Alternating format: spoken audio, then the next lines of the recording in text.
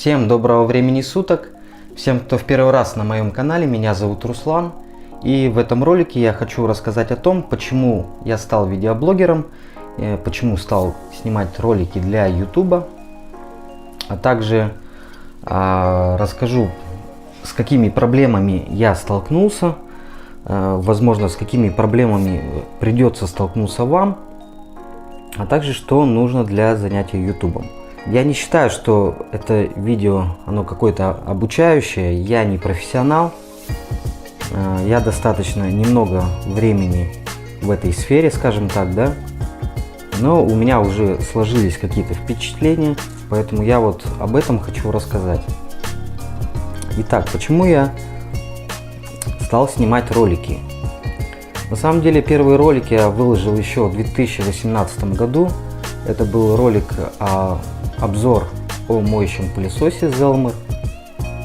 Значит, купили пылесос, я искал о нем много информации, но было как-то очень мало, там 2 ролика всего буквально.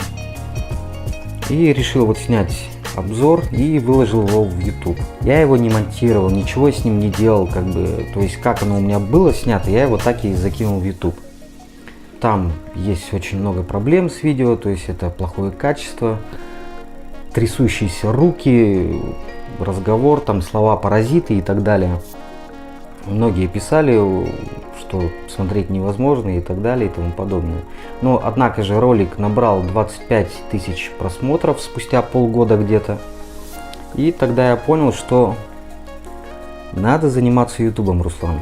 Надо заниматься. И где-то с ноября месяца, наверное, я стал снимать ролики. В основном это велотематика.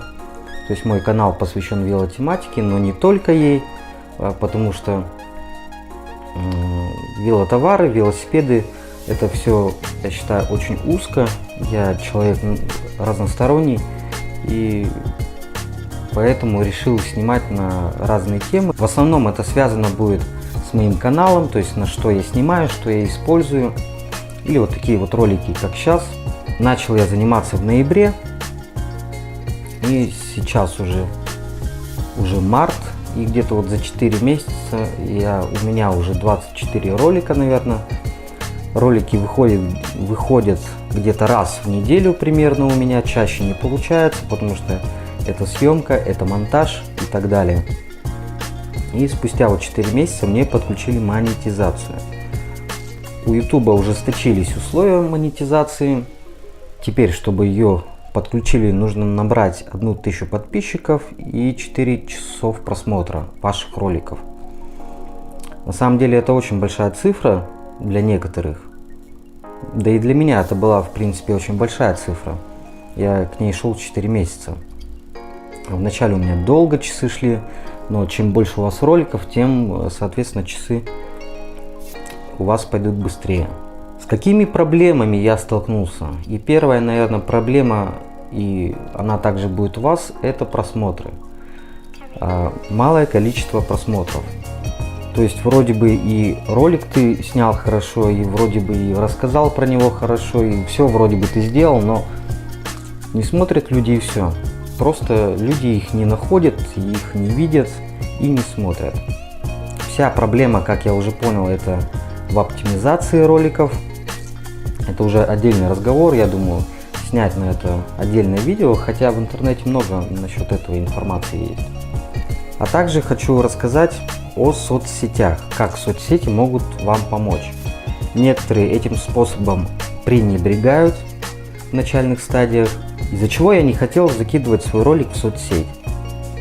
То есть я боялся, в принципе, что меня осудят, да, над моими роликами будут смеяться, там говорит, что за фигню ты там снимаешь и так далее и тому подобное. Ну, как-то я посмотрел один ролик, вот, и я уже не помню, кого я смотрел, вот, и человек посоветовал забить просто на это. То есть человек, даже если он над вами посмеется, он зайдет на ваш канал, он посмотрит ролик, это просмотры, да, а кто-то всерьез вас воспримет, подпишется на ваш канал, поэтому не пренебрегайте этим способом раскрутки канала. Это очень вам поможет. С какой проблемой еще можно столкнуться? Проблема, наверное, кто собирается вот говорить на камеру, вот как делаю сейчас я, да, то есть у меня в первых роликах с этим была очень большая проблема. Иногда что-то говоришь, и у тебя бац, информация из головы просто вылетает, ее просто нету, вот просто пустая голова. Как я пишу ролики? Как я уже говорил, они выходят у меня где-то раз в неделю, но это не означает, что я вот снял ролик раз в неделю и все, да, и я там целую неделю гуляю. Нет, на самом деле это не так. Работа в Ютубе, и вы не ослышались, работа в Ютубе — это настоящая, скажем так, работа, и это даже, мне кажется, чем-то сложнее, чем обычная работа у человека, да. Кто-то в магазине работает, кто там в школе, кто где-то еще. И у каждого работника есть свой начальник. И этот начальник вам говорит, что делать, в принципе, да. Он, скажем так, вас направляет. Здесь же в Ютубе вы сам себе начальник. То есть вы сами должны оптимизировать свою работу. Это очень важно. Важно заставить себя что-то сделать, работать над видео, улучшать видео. Ведь это не просто работа, то есть ты снимаешь ролики, ты смотришь, как их улучшить, и ты одновременно себя прокачиваешь, как бы. То есть это навыки в Photoshop, там, Sony Vegas, еще в каких-то программах, Audacity и так далее. Я, например, работаю в Sony Vegas, очень нравится. Я пробовал еще другую программу, но она мне не понравилась, так я остался на Sony Vegas. Не думайте, что если вы начнете снимать ролики, и у вас подписчики к вам просто лесом пойдут, и вы начнете грести деньги. Нет. Если кто так думает, вам ютубом лучше вообще не заниматься, я считаю. Потому что вас хватит ненадолго. На месяц-два там, и все. Вы потом забросите это дело просто, и все. С этим все понятно. В принципе, я немножко отвлекся. Я начинал, как я снимаю ролики, да? Ролик выходит раз в неделю, и это не означает, что я потом всю неделю отдыхаю. Это не так. Ну, я где-то могу там день, может быть, отдохнуть, но все равно в голове ты все продумываешь заранее, как бы. О чем ты будешь снимать, что ты будешь снимать, как ты будешь снимать. Нужно написать сценарий. Не думайте, что что сценарий не нужен. На самом деле сценарий очень помогает. Вы как бы держите план этого сценария у себя в голове. Вот. Поэтому тут еще нужно грамотно составить этот план. Затем, значит, как я пишу ролики.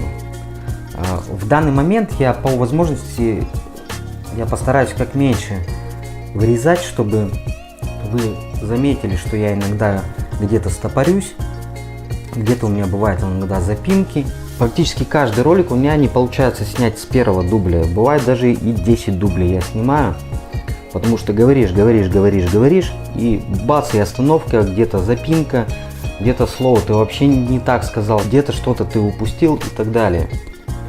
Вот это вот такая проблема.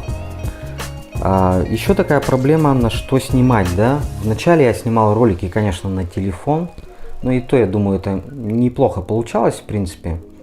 То есть какие-то масштабные съемки, конечно, на телефон мой не снимешь. Вот, но какие-то вот такие типа распаковочки и так далее, обзорчики, в принципе, можно снять.